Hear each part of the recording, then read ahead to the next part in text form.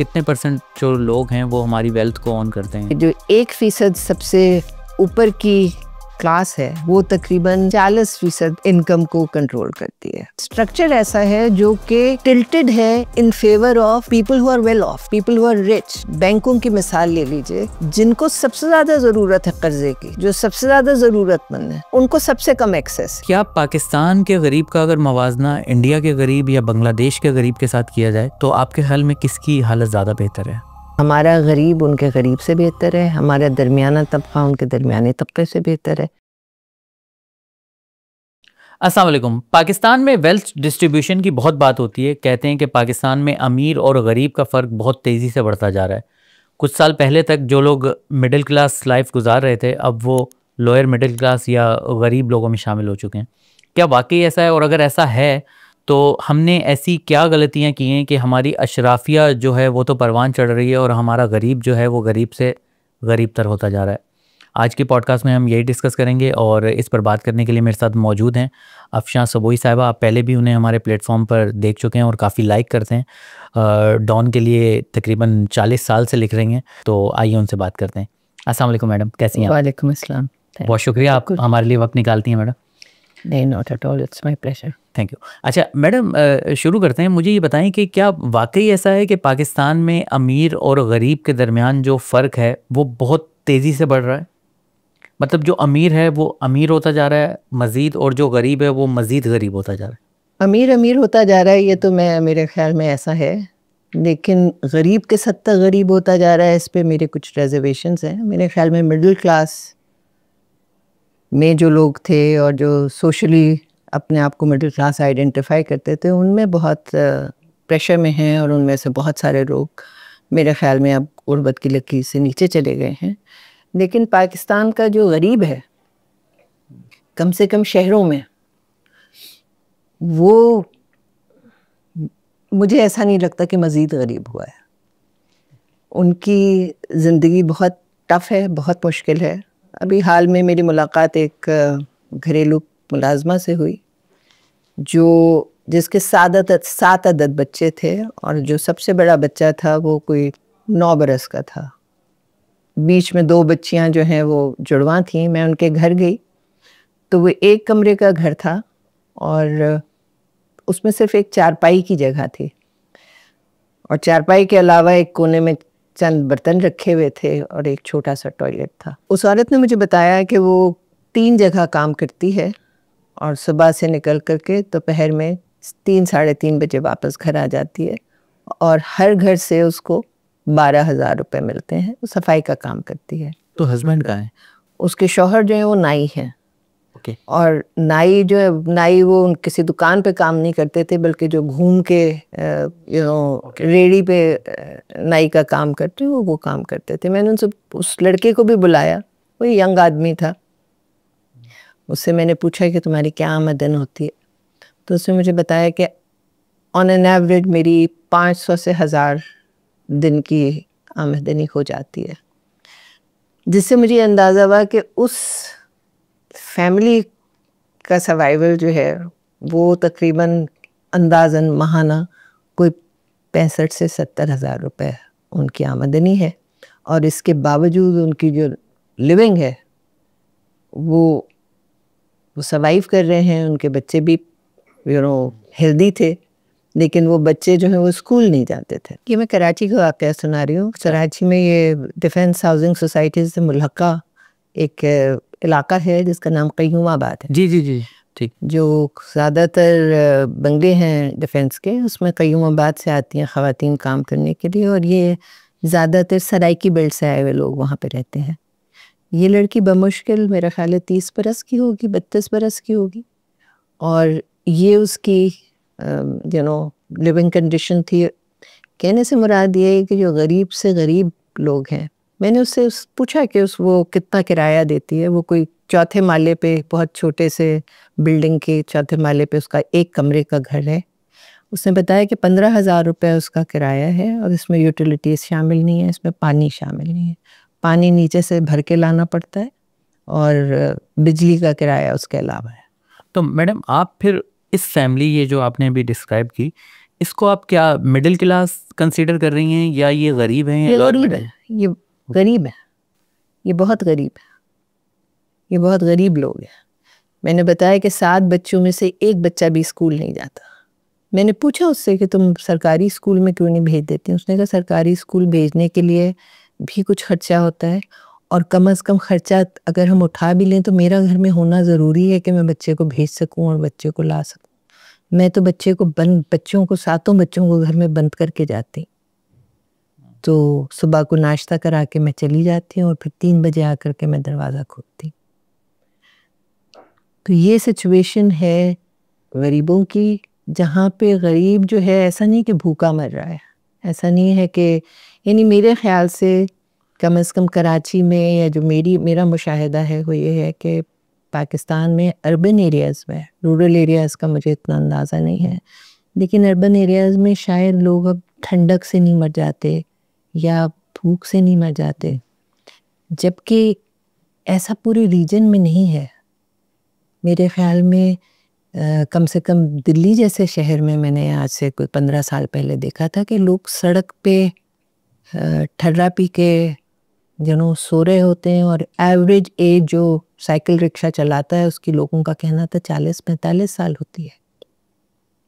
हमारे यहाँ ऐसा नहीं है। उसकी वजह फिलैंथ्रोपी है, उसकी वजह लोगों में मेहनत की आदत है, या और कोई वजह, ये तो उसको रिसर्च किया जाए तो उसको मालूम करना चाहिए। लेकिन गरीब का हाल शायद कंपैरेटिवली उतना बुरा नहीं है जितना कि मैं रिलेटिव टर्म में बात कर रही हूँ, कि जो मिडिल क्लास प्रेशर फील करता है वो बहुत ज़्यादा है। गरीब जो है वो हाथ फैला के मांग भी लेता है। जो मिडिल क्लास एक वाइट कॉलर फैमिली है, जो मिडिल क्लास के लोग हैं, उनकी सोशल वैल्यूज़ वगैरह ज़रा स्ट्रांग होती हैं, वो किसी के सामने हाथ इस तरह नहीं फैला सकते। तो ऐसा नहीं कि वो मदद ना लेते होंगे, लेकिन और तरीक़ों से मदद लेते हैं। किसी रिश्तेदार से उधार ले लिया, कर्ज़ ले लिया, मोहल्ले में कर्ज़ ले लिया, कोई कमेटियाँ डाल ली, व्हाटएवर, उनके तरीक़े और होते हैं। लेकिन जो बिल्कुल गरीब है वो, उसको कुंडा लगाने में भी कोई आड़ नहीं है, उसको मार खा लेने में भी आड़ नहीं है मोहल्ले में, जबकि दरमियाने तबके के लोग सोशली इन चीज़ों पे बहुत सेंसिटिव होते हैं। अच्छा मैडम, अभी आपने कहा कि जो फैमिली की आप बात कर रही हैं, कहानी सुना रही हैं, उनमें वो खातून जो है वो कुंडी लगाकर चली जाती हैं और स्कूल वो खुद दानिस्ता तौर पर अपने बच्चों को नहीं भेजती, जबकि सरकारी स्कूल मौजूद हैं। आपने पूछा भी उनसे कि क्यों नहीं भेजती। तो आपके ख्याल में इसमें रियासत का कसूर बनता है? वैसे तो हम रियासत को हर चीज़ में जिम्मेदार ठहराते हैं, तो इसमें रियासत का क्या कसूर है? स्कूल तो मौजूद हैं, वो खुद नहीं भेज रही, तो ये तो उनकी गलती है ना। कौन सी माँ ऐसी होगी जो नहीं चाहेगी अपने बच्चे का बेहतर मुस्तकबिल? अगर उसके पास कोई ऐसा इंतज़ाम हो कि जो जहाँ उसके बच्चों को उसके गैर मौजूदगी में कोई अटेंड कर ले, तो वो क्यों ना भेजेगी स्कूल? उसके हालात उसको मजबूर कर रहे हैं। उसका शौहर सुबह सवेरे ना निकले तो बच्चों को खिलाएं कहाँ से? लिहाजा उस औरत को भी सुबह 7 बजे घर छोड़ देना होता है, और उस मर्द को भी सुबह 8 बजे घर छोड़ देना होता है। बच्चों की उम्रें बहुत बातें हो सकती हैं कि इतने बच्चों की ज़रूरत क्या है, वगैरह वगैरह वगैरह। लेकिन मेरे ख्याल में इस वजह से स्टेट या गवर्नमेंट ज़िम्मेदार है कि वो माहौल बनाना जहाँ लोगों को, वो लोग जो कि मेहनत करने पे आमादा हैं, उनको ये मौका हो कि वो एक डिसेंट ज़िंदगी की तरफ बढ़ सकें। अगर वो मौजूद नहीं है तो फिर हुकूमत किस मसरफ़ की है? वो उसको नीचे से जा कर के पानी क्यों भर के ऊपर लाना पड़ता है? क्या ये हुकूमत की ज़िम्मेदारी नहीं है? क्या वो टैक्स नहीं देती है? हर चीज़ जो वो ख़रीदती है उस पर टैक्स है। तो हुकूमत का ये काम है कि वो ये देखे, सिर्फ ये ना देखे सिर्फ स्कूल बना के ना खड़ा कर दे, ये भी देखे कि वो माहौल है जहाँ पढ़ाने वाले पढ़ाने के लिए विलिंग हैं, और जो वालिदैन हैं वो इस अफोर्ड कर सकते हैं कि वो अपनी औलाद को वहाँ भेजें। तो उस औरत से जो मैंने पूछा, मैंने उसे कहा कि मैं क्या तुम्हारी मदद कर सकती हूँ, तो उसका सिर्फ एक ही डिमांड थी कि बाजी मेरे बच्चों को स्कूल भेज दें। अच्छा स्कूल नहीं भेजें तो उनको मदरसे में दाखिल करवा दें। अच्छा, यानी वो विलिंग थी? वो सिर्फ खुद विलिंग नहीं थी, उसके बच्चे चाहते हैं, बच्चे देखते हैं सुबह में बच्चे वर्दी पहन के स्कूल जाते हुए, तो उन बच्चों को भी शौक होता होगा ना। कौन बच्चे 7 बच्चे एक 8x9 के कमरे में बंद आप कर दें तो बच्चा तो घुटेगा। बच्चे के लिए तो ये कोई आइडियल तो नहीं है। मगर क्या करें, क्या वो खुला छोड़ दें दरवाज़ा? फिर क्या हो? मैंने इससे पहले कोविड के ज़माने में मेरा ये ख्याल था कि जब कोविड फैला था कि मोहल्ला वाइज मैं कुछ समझने की कोशिश करूं कि कहाँ पे कितनी अमवात हो रही हैं या कितने लोग अफेक्टेड हैं। तो मेरी ऑब्जर्वेशन ये थी कि कयूमाबाद में ना तो लोग अफेक्टेड थे और ना अमवात हुई थी। मुझे समझ नहीं आया कि ऐसा कैसे है, ये गरीब लोग हैं, ये इतना एहतियात भी नहीं कर पाते, तो क्यों है ऐसा? तो जो 2-3 चीज़ें समझ में आई वो ये कि उनके यहाँ जो बीमार होता है वो कराची में नहीं रहता, उसको वो गांव भेज देते हैं क्योंकि यहाँ पे वो अफोर्ड नहीं कर सकते। दूसरा ये कि वहाँ पे बूढ़े हैं ही नहीं, वहाँ पे वही आबादी है जो काम करने वाली है, जबकि जो कोविड से मुतासरीन में जो अमवात हुई हैं वो ज़्यादातर बुज़ुर्गों की हुई हैं। तो उस इलाके में बुज़ुर्गों का रेशो है ही बहुत कम। इस किस्म की चीज़ें जो हैं वो अगर आप दिलचस्पी लें तो आप मालूम कर सकते हैं, देख सकते हैं। लेकिन जो बुनियादी बात है कि क्या दौलत की मसावी तक़सीम होनी चाहिए या नहीं, और क्या होनी इस वजह से चाहिए क्योंकि वो अच्छा लगता है या वो फेयर है, या इस वजह से भी होनी चाहिए कि माशरा आगे बढ़ नहीं सकता इतने बैगेज के साथ। अगर बड़ी आबादी जो है वो इतनी नाखुश होगी और इतनी मुश्किल में होगी तो उससे एफिशिएंसी ना तो मईशत में आ सकती है, ना सुकून माशरे में आ सकता है। मैडम आपके पास कुछ नंबर्स हैं तो शेयर करें ना। जैसे अभी वर्ल्ड बैंक की रिपोर्ट आई थी कि तकरीबन 11 करोड़ जो लोग हैं वो ख़तए गुर्बत के पास ज़िंदगी गुजार रहे हैं। तो आपके पास, आपके ख्याल में हमारी जो दौलत है वो किन हाथों में है? मतलब कितने % जो लोग हैं वो हमारी वेल्थ को ऑन करते हैं कंट्री की?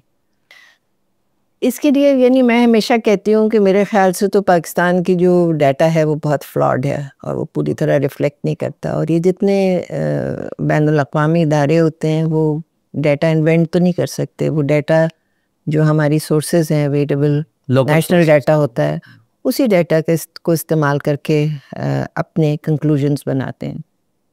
और हम नेशनल डेटा में टेम्पर कर देते हैं।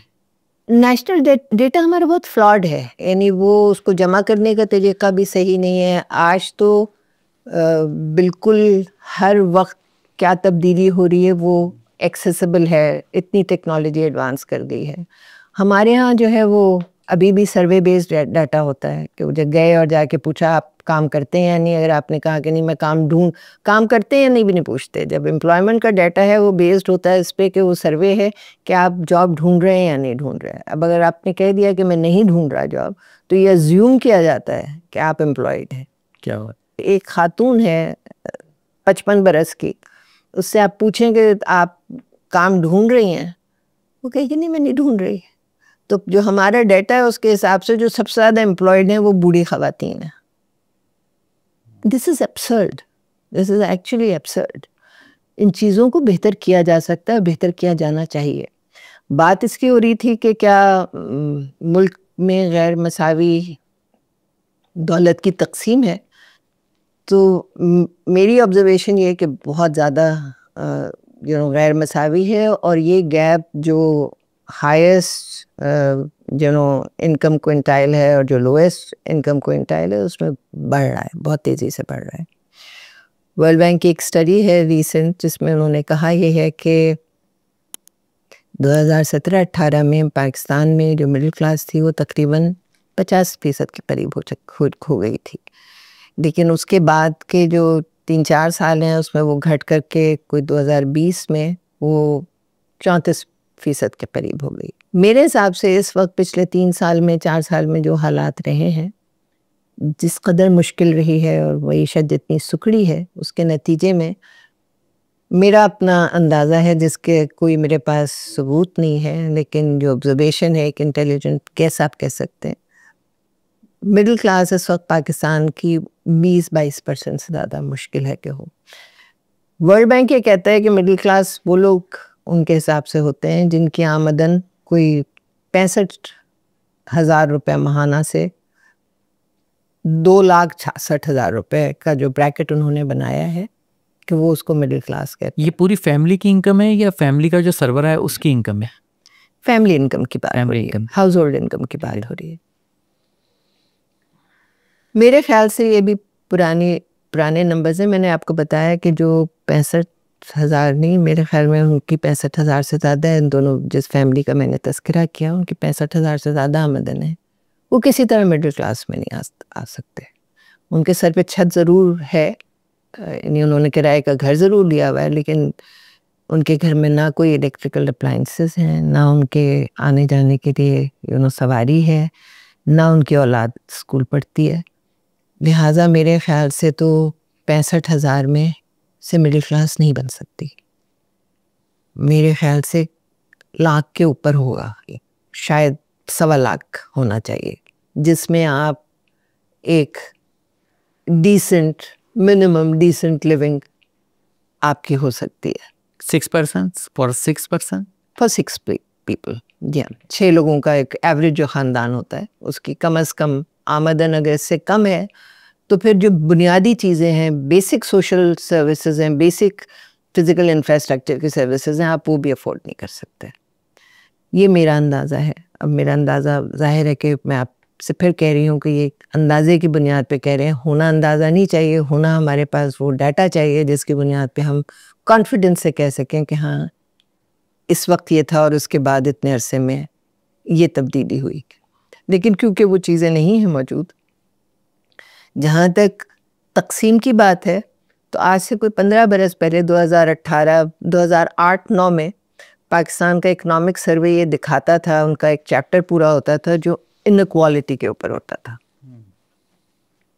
जिसमें वो ये देखते थे कि जिसमें इंटर रीजनल इनक्वालिटी भी होती थी कि मुख्तलिफ बैन सूबाई तफरीक बढ़ी है कि घटी है, जिसमें जेंडर की इनक्वालिटी की बात भी होती थी, जिसमें और भी जो डायमेंशंस होते हैं इनक्वालिटी के। ख़ुद पूरी माशरे में क्या वेल्थ की इनक्वालिटी यानी असासों की इनक्वालिटी और इनकम की इनक्वालिटी बढ़ी है या घटी है, इसके ऊपर उस पर कमेंट्री होती थी। 5-7 साल ये रिपोर्ट्स आती रहीं, लेकिन उसके बाद फिर आज का आप इकनॉमिक सर्वे उठा लें तो उसमें इनक्वालिटी के ऊपर कोई बात नहीं होती, वो चैप्टर ही ड्रॉप कर दिया। पावर्टी के ऊपर होती थी, फिर काफ़ी अर्से पावर्टी पे चलता रहा कि पावर्टी का एक अलग चैप्टर होता था। पावर्टी का भी चैप्टर नहीं होता, अब होता है जो गवर्नमेंट के इनिशिएटिव्स हैं पावर्टी कम करने के लिए, उसके ऊपर एक पूरा चैप्टर होता है, जो कितने भी अच्छे हों, लेकिन हमें ये जानने की ज़रूरत है। मैं आपसे फिर कह रही हूँ कि हुकूमत को न्यूट्रल होकर के जो चीज़ जैसे है, जब तक हम उसको रिपोर्ट नहीं करेंगे और वो रिपोर्ट ना करने की वजह महज ऐसा नहीं है कि कैपेसिटी की कमी है, मैं उसमें किसी ना किसी हद तक नीयत का फतूर भी नीयत का फतूर भी देखती हूँ। क्योंकि क्या वजह है कि हम इनक्वालिटी के नंबर्स पे खामोश रहते हैं?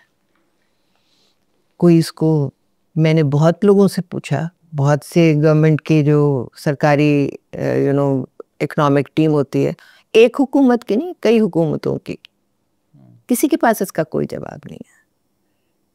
वजह यही है कि उसमें कुछ बहुत बेहतर दिखाने को है नहीं। तो हमारे यहाँ इस वक्त मुल्क में आपको बहुत डाटा मिलेगा इसके ऊपर, आप चले जाएं, उसमें मुख्तलिफ रिपोर्ट्स हैं जिसमें ये बताया गया है कि कितने फ़ीसद लोग क्या ओन करते हैं। जो मोटी मोटी एक आध चीज़ें मुझे याद हैं वो मैं आपको बता सकती हूँ कि मुल्क में, जहाँ तक मुझे याद पड़ता है, my memory serving me right, कि जो 1% सबसे ऊपर की क्लास है वो तकरीबन 40% इनकम को कंट्रोल करती है, और जो मुल्क की सबसे नीची क्लास है 1% जो सबसे निचला तबका है, ये 1% हमारी एलीट क्लास है यकीनन। जी, वो एलीट क्लास है जो एट द टॉप है, जिसमें आपकी कॉर्पोरेट सेक्टर आ गया, आपका फ्यूडल हायरार्की आ गई, आपकी ब्यूरोक्रेटिक मिलिट्री हायरार्की आ गई। ये सारे मिला करके जो भी सर्विस सेक्टर के बहुत सारे लोग होते हैं जो बहुत कमाते हैं, चाहे वो लॉयर्स हों, चाहे वो डॉक्टर्स हों, चाहे वो इंजीनियर्स हों, चाहे वो आर्टिस्ट हों, चाहे वो न्यूज़ एंकर्स हों, they make loads of money. वो क्लास टोटल मुल्क के असासों का तकरीबन 40% के करीब कंट्रोल करती है। और ये सिर्फ 1% है। ये 1% की बात हो रही है, जो टॉप 1% है, और जो बॉटम 1% आबादी है वो 0.1% उसके पास असासे है। तो इसका तो रेशियो ही निकालना मुश्किल है। 0.1 और 40 का आप क्या रेशियो निकालेंगे? ये मुल्क की बात हो गई। अब आप कंपनियों को उठा लें, जो income disparities with in a company है। आप किसी भी बैंक, प्राइवेट बैंक में चले जाएं और पता कीजिए कि उसके सीईओ की क्या एनुअल पैकेज है। कम से कम 2-3 करोड़ से तो 2-3 करोड़। या आप कॉर्पोरेट सेक्टर में चले जाएं, जो बड़ी कंपनियां हैं, चाहे वो ऑटो सेक्टर हो, फार्मास्यूटिकल हो, टेक्सटाइल हो, कंज्यूमर, ये जो लीवर ब्रदर्स हो, और इस किस्म के जितने मल्टीनेशनल्स हैं, ऑयल सेक्टर में हो, सिगरेट की कंपनी हो, जो भी बड़ी कंपनियां हैं, आप चले जाएं, मालूम कीजिए कि इनके जो हायरार्की है, जिसमें उनका सीईओ भी आ गया और उनके सीएफओज या और दीगर बोर्ड ऑफ डायरेक्टर्स पे जो लोग बैठे हैं वो आ गए। उनकी एवरेज आमदन क्या है? उनके यहाँ जो एक टी बॉय है या क्लीनर है, उसकी क्या तनख्वाह है? ये नहीं, कोई मवाजना नहीं है, कोई मवाजना किया ही नहीं जा सकता। मैंने आज से कोई 10-15 साल पहले स्टैंडर्ड चार्टर्ड में मालूम किया था, तो उस ज़माने में उनके जो सीईओ थे, जिसमें मैं बोनस वोनस नहीं इंक्लूड कर रही, सिर्फ उनकी तनख्वाह की बात कर रही हूँ, जो उनके एनुअल रिपोर्ट में तनख्वाह दर्ज थी, वो कोई 1.25 करोड़ थी। और उसी इदारे में जो उनका क्लीनर था, उसकी तनख्वाह 12,000 थी। तो 12,000 और 1.25 करोड़, अब आप इसका क्या रेशियो निकालेंगे? निकल ही नहीं सकता। इतने डेसिमल्स इतने एक जीरो आ जाते हैं कि वो उसको निकाला ही नहीं जा सकता। कम से कम मेरे पास, मेरे कंप्यूटर ने या मेरे जो कैलकुलेटर है उसमें तो वो रेशियो बन ही नहीं पाया। ज़रूरत इस चीज़ की भी है, ये कॉर्पोरेट सेक्टर की भी जिम्मेदारी है।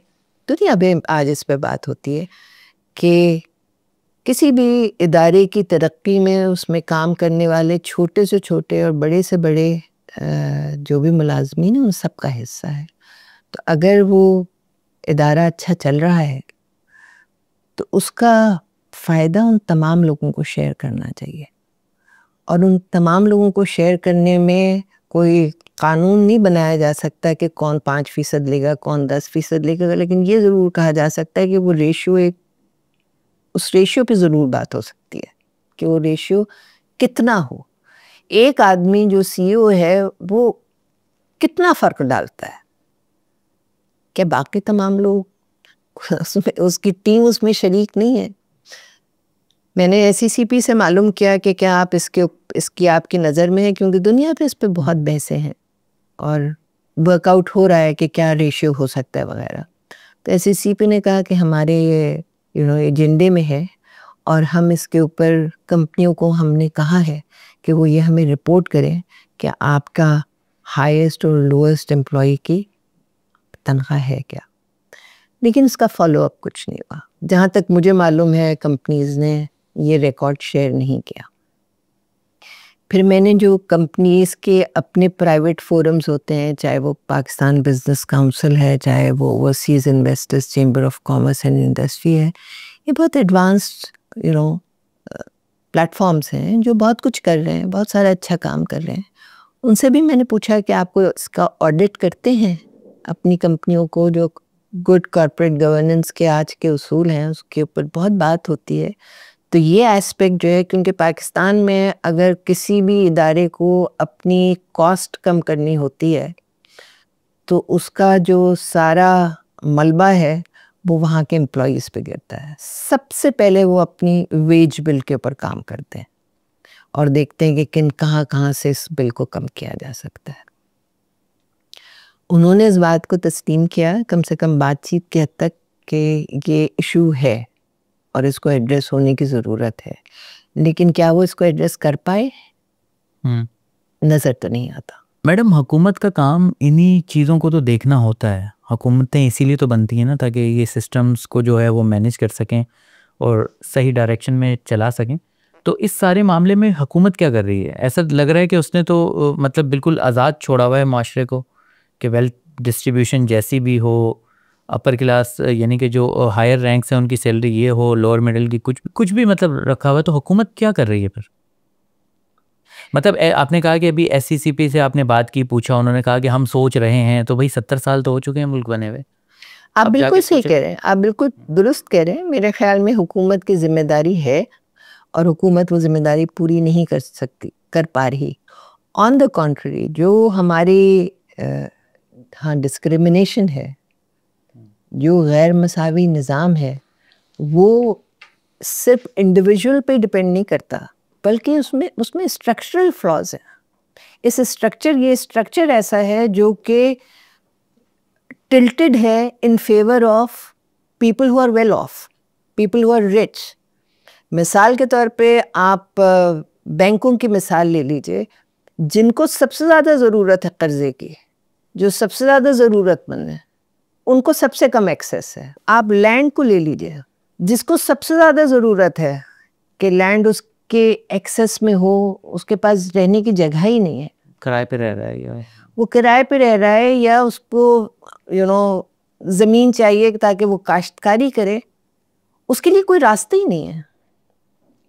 इतनी महंगी है ज़मीन कि वो उसके लिए एक्सेसिबल नहीं है। और वो लोग जिनके पास ऑलरेडी इतनी ज़मीन है जो उनके मैनेज करने के यानी उनके लिए मैनेजेबल ही नहीं है, क्योंकि उनके पास पैसा है, लिहाजा वो मज़ीद ज़मीन ले सकते हैं।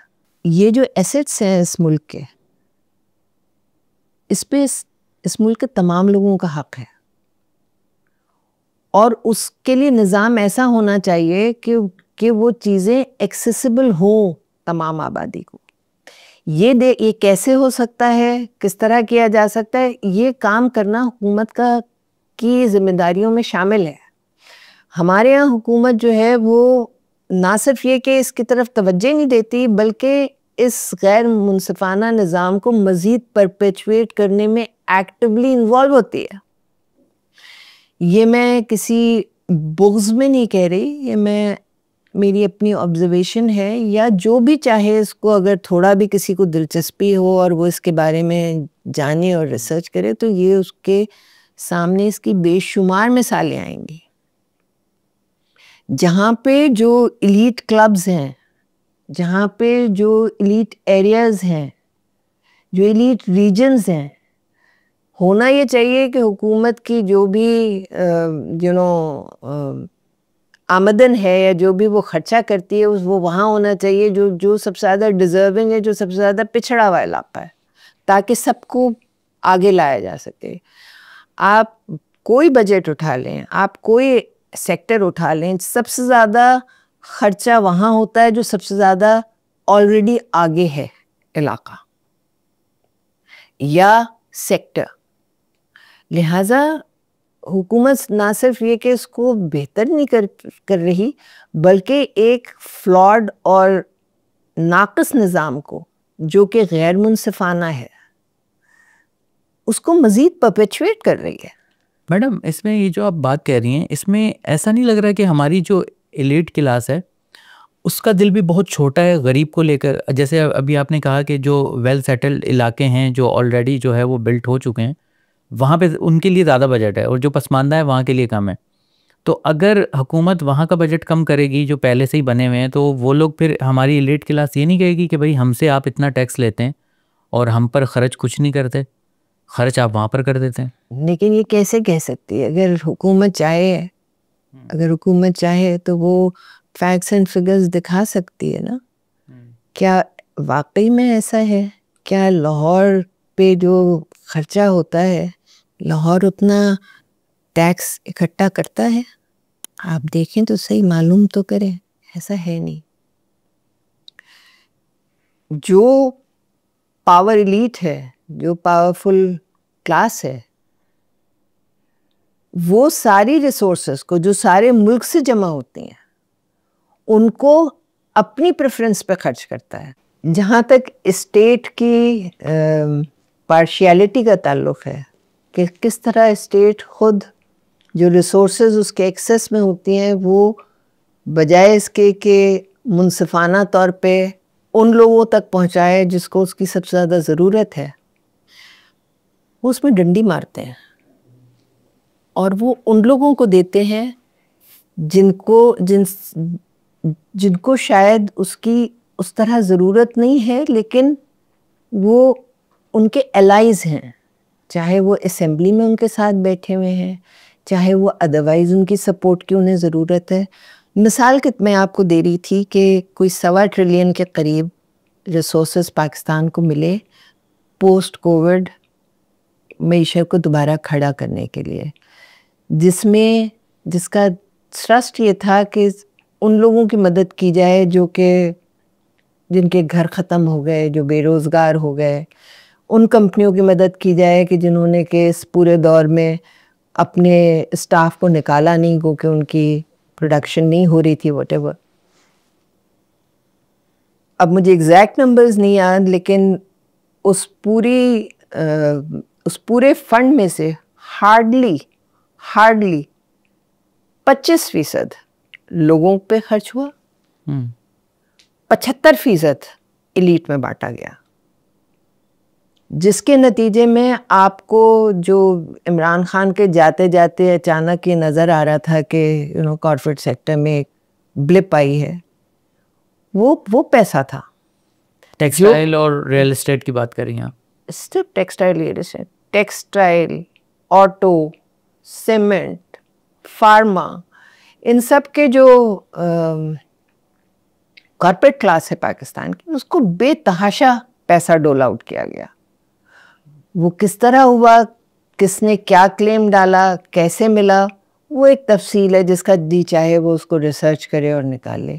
मेरा कहना ये है कि इस तरह के कोई भी फंड्स जब कभी एक्सेसिबल होते हैं तो उसकी जो एक तो रेगुलर जो कलेक्शन है टैक्स की, मेरे ख्याल से वो जिस तरह से रीडिस्ट्रीब्यूट होता है, जिस तरह से उसका खर्चा होता है, उसको बहुत इम्प्रूव किया जा सकता है।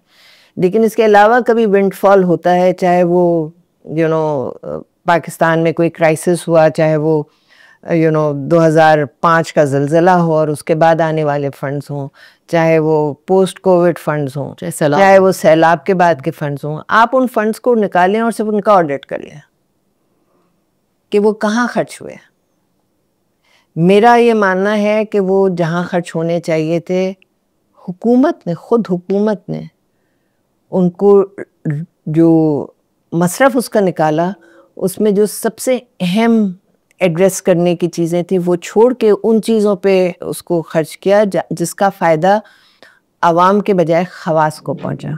एक और बड़ी बहस रहती है कि इंडिया के जो हालात हैं वो हमसे बहुत बेहतर हैं, नो डाउट उनकी मईशत बहुत तरक्की कर रही है, हम लोग बहुत पीछे हैं इस मामले में। मगर क्या पाकिस्तान के गरीब का अगर मवाजना इंडिया के गरीब या बांग्लादेश के गरीब के साथ किया जाए तो आपके ख्याल में किसकी हालत ज़्यादा बेहतर है?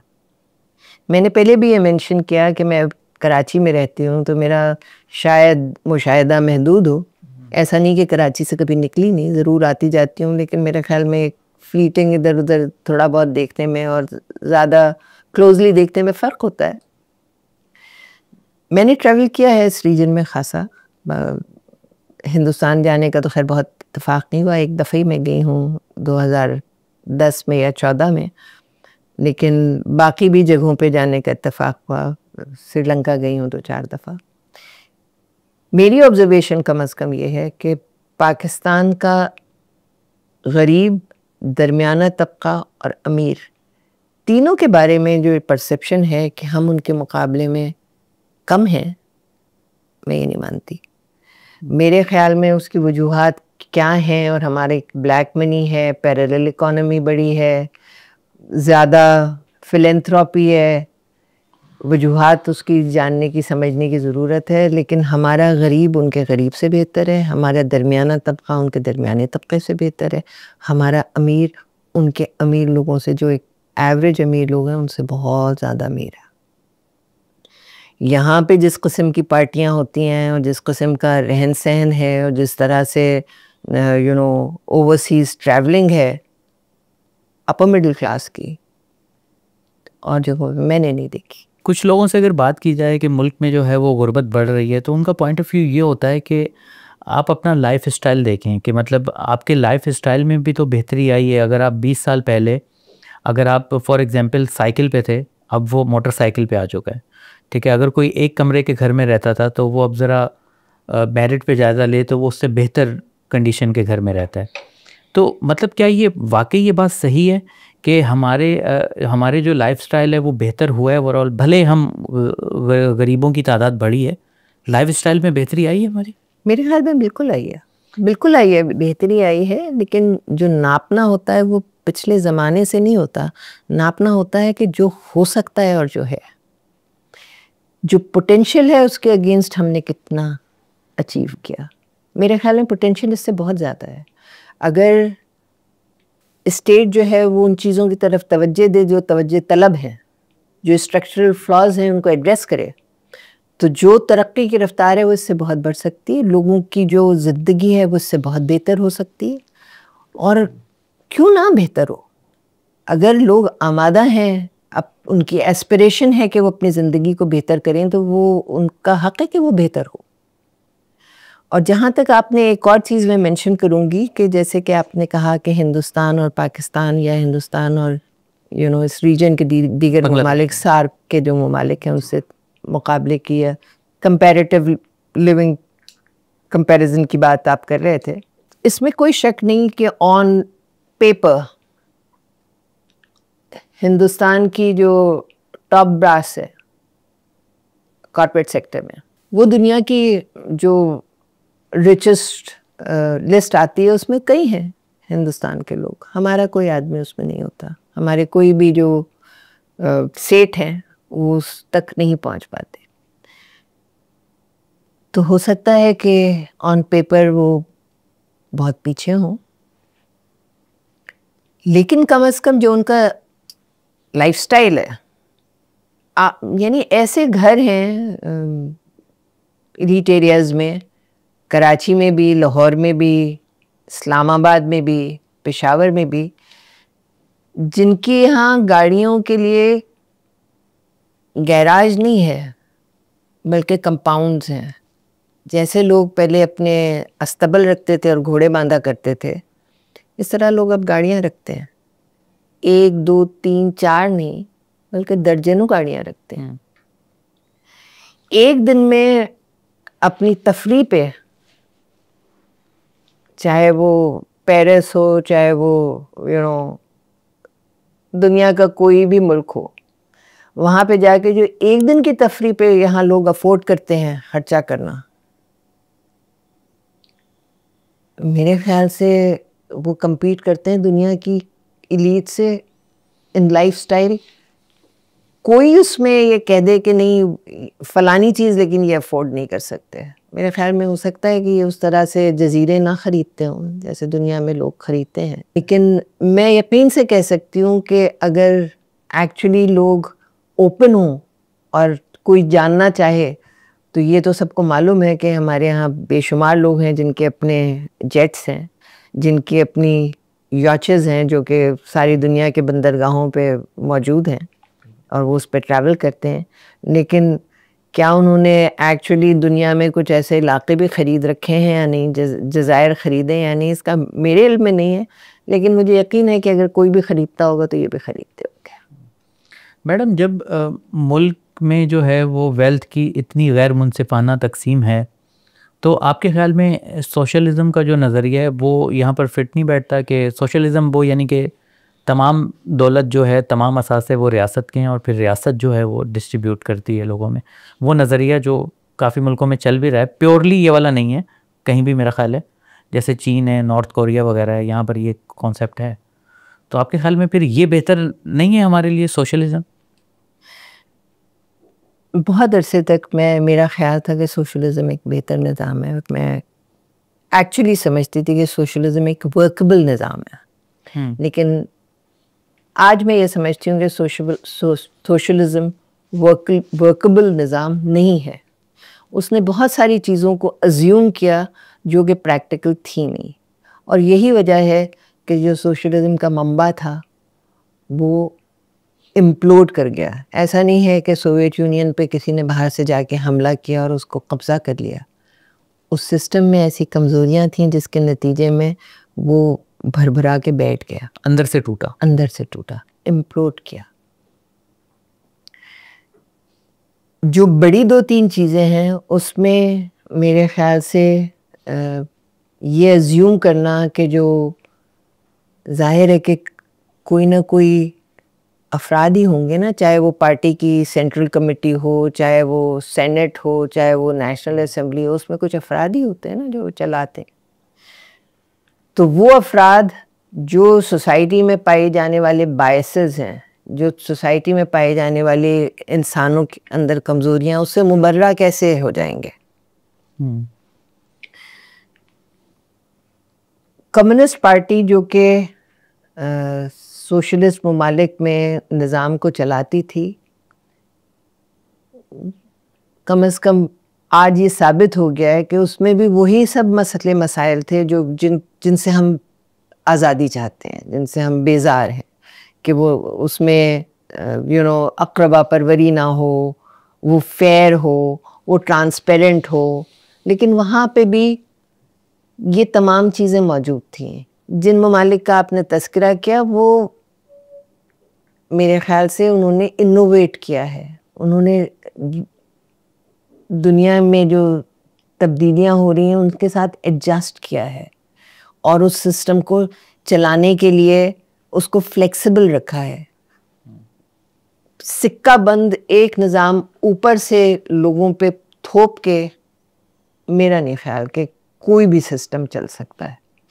जो मेरी अपनी थोड़ी बहुत मैडम, वैसे हमने भी तो ये ट्राई किया था। आप इसको नेशनलाइजेशन को इस तरफ बढ़ता हुआ कदम नहीं समझती आप?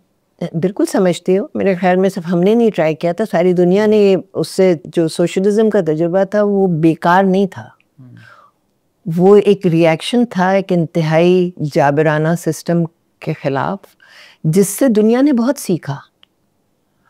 जो हमें आज आज़ादियाँ या जिन चीज़ों के ऊपर आज हम क्लियर हैं, वो चीज़ें इस तरह ना होती। जो सोशल वेलफेयर स्टेट का कॉन्सेप्ट है, वो अगर सोशलिज्म ना होता या वो नाफिज ना होता तो शायद वो उस तरफ जाते ही नहीं।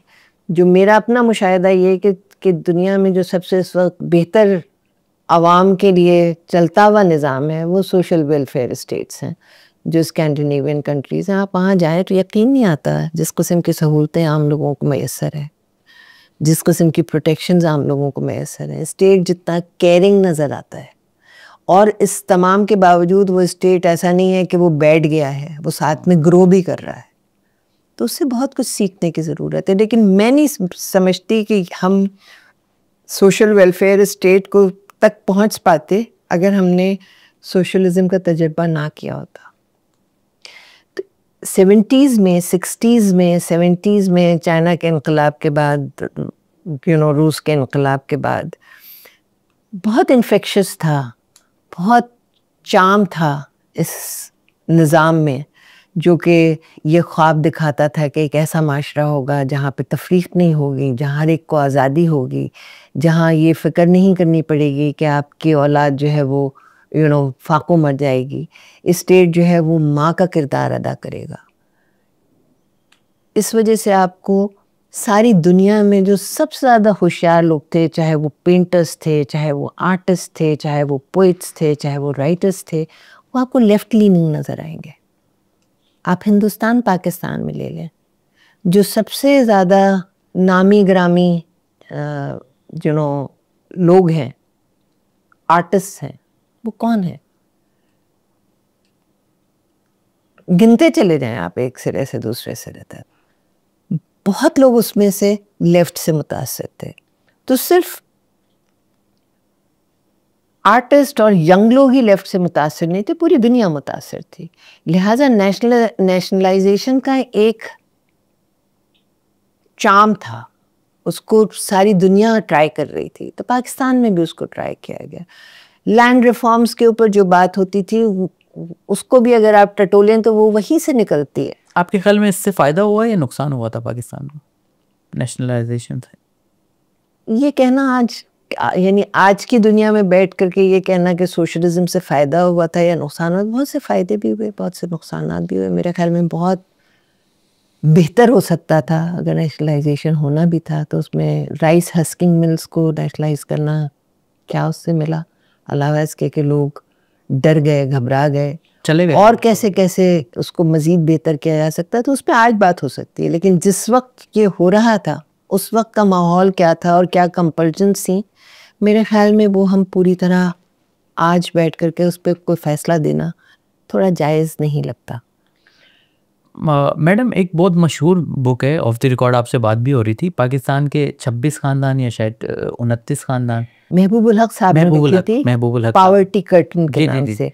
तो वो जो उन्होंने अपनी बुक में जो नंबर बताया था कि ये हमारे 62 ख़ानदान है, तो अगर हमारी वेल्थ डिस्ट्रीब्यूशन अगर मतलब सही नहीं है तो अब तो ये ख़ानदान बहुत ज़्यादा बढ़ नहीं गए आपके ख्याल में? यकीनन बहुत बढ़ गए, यकीनन। पहले अगर 22 ख़ानदान थे या 25 ख़ानदान थे, अब उससे कई गुना ज़्यादा होंगे। लेकिन जो इशू है वो अपनी जगह वैसे ही मौजूद है कि पाकिस्तान में एलीट है और एलीट के पास बेतहाशा पावर है, और वो पावर इस्तेमाल करके मज़ीद जो स्ट्रक्चरल फ्लॉज हैं उनको परपेचुएट करती है, क्योंकि इसमें उसका फ़ायदा है, क्योंकि इससे ही वो एनर्जी ड्रॉ करती है। इस वजह से ये ज़रूरी है स्टेट के लिए। मैंने आपसे कहा कि उसमें एक तो वो है कि अच्छा नहीं लगता किसी के साथ ज़्यादती होते देखना। बहुत सारे लोग हैं जो कि हमदर्द होते हैं, गुदाज दिल रखते हैं, वो किसी के साथ भी एक्सप्लॉयटेशन होते देखते हैं तो उनको दुख होता है और तकलीफ़ होती है, और वो कहते हैं ये नहीं होना चाहिए, अनफेयर नहीं होना चाहिए, किसी के साथ रवैया या ज़्यादती नहीं होनी चाहिए। मैं आपसे कहती हूँ कि आज की दुनिया में ये तय है कि माशरे तरक्की नहीं कर सकते अगर निज़ाम इतना गैर मुनसिफाना होगा, क्योंकि बहुत सारे हिंड्रेंसेस हो जाते हैं जो कि तरक्की की राह में रुकावट बनते हैं। माशरे में नफ़रतें पलती हैं, माशरे में पुरतशद्दुद जो आइडियाज़ होते हैं वो पॉपुलर होते हैं। जब कोई आदमी देखता है कि मेरे घर में तो मेरी औलाद जो है मैं उसकी दवा के पैसे नहीं दे पा रहा और मैं उसके इलाज को अफोर्ड नहीं कर सकता, दूसरी तरफ उसको पैसे का बेतहाशा ज़िया नज़र आता है, तो जो नफ़रत और गुस्सा होता है वो नेचुरल है। लिहाजा माशरे में तज़ादात तो हर माशरे में होते हैं, लेकिन जब तफरीक इतनी ज़्यादा बढ़ती है तो वो तज़ादात बढ़ने के साथ साथ सोशल अनरेस्ट बढ़ता है, लोग बेजारी महसूस करते हैं, लोगों का हुकूमत के ऊपर ट्रस्ट ख़त्म होने लगता है कि हुकूमत जो है वो हमारी खैरख्वाह नहीं है। अगर ये हमारी खैरख्वाह होती तो फिर हमारे इस बुरे हाल में यकीनन हमारी कुछ ना कुछ मदद करने की। सही। मैडम लास्ट क्वेश्चन है, आजकल एक बड़ी बहस चली हुई है कि ये जो मतलब फलाही दस्तरखान है लोगों को खाना खिलाते हैं, तो ये भी तो एक तरह से हमारी एलीट क्लास का गरीबों के लिए एक तोहफ़ा है ना, कि मतलब वो पेट भर के खाना खा लेते हैं और कोई भूखा नहीं सोता। इसको क्या समझती हैं आप? मैं इसको ठीक नहीं समझती। मेरे ख्याल में इसमें बहुत सारी चीज़ें हैं, डिस्प्ले का बहुत वो है कि आप ये दिखाना चाहते हैं कि आप बहुत अच्छे हैं वगैरह वगैरह।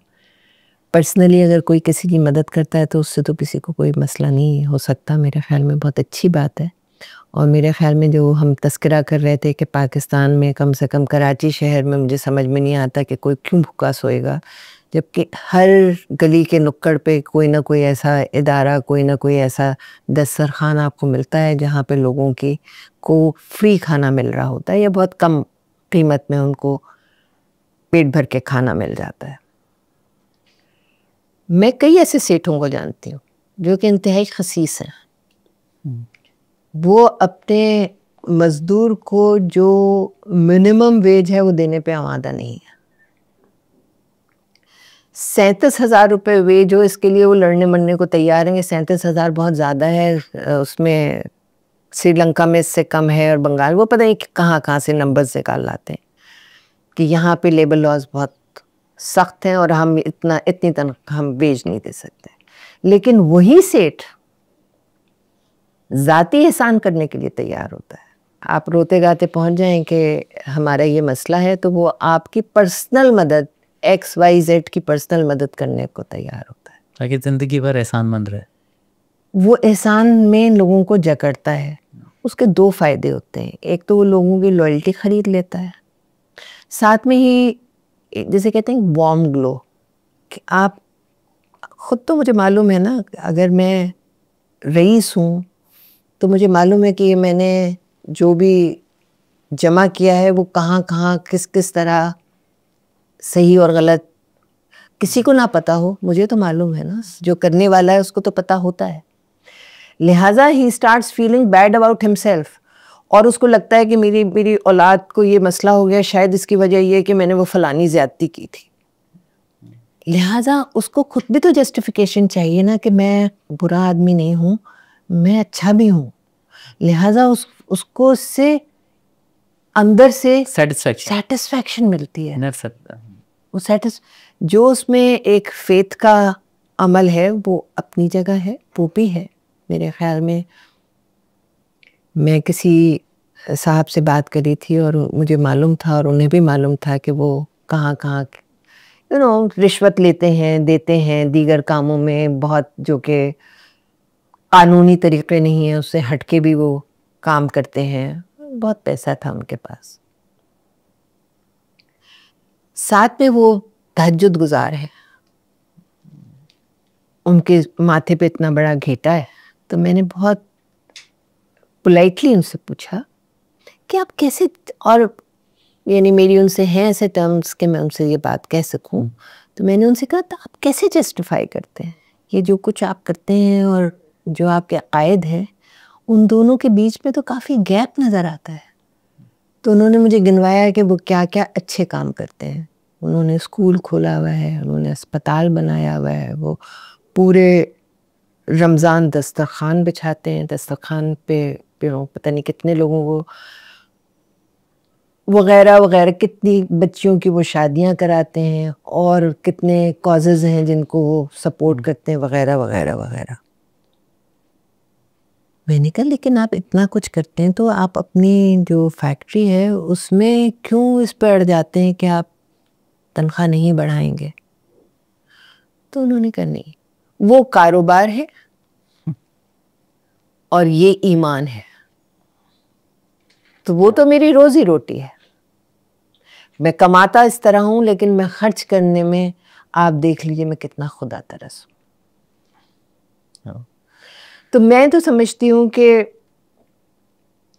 नीयत बहुत अहम होती है, लेकिन मुल्क का स्ट्रक्चर, बुनियादी जो डिस्क्रिमिनेशन उसके अंदर समोई हुई है और उसके हिस्सा है, जब तक इस स्ट्रक्चर को इम्प्रूव नहीं किया जाएगा, मुल्क में ना तो गुर्बत कम होगी, ना सोशल वेलफेयर सिस्टम एफिशिएंट होगा और ना ही मुल्क तरक्की कर सकता है। अल्लाह करे कि जो सब बातें आपने बताई वो ना हो और मुल्क तरक्की करे, हमें भी खुशी होगी। मैडम बहुत शुक्रिया आपके वक्त का, और इंशाल्लाह दोबारा भी आपसे मुलाकात। My pleasure, thank you so much.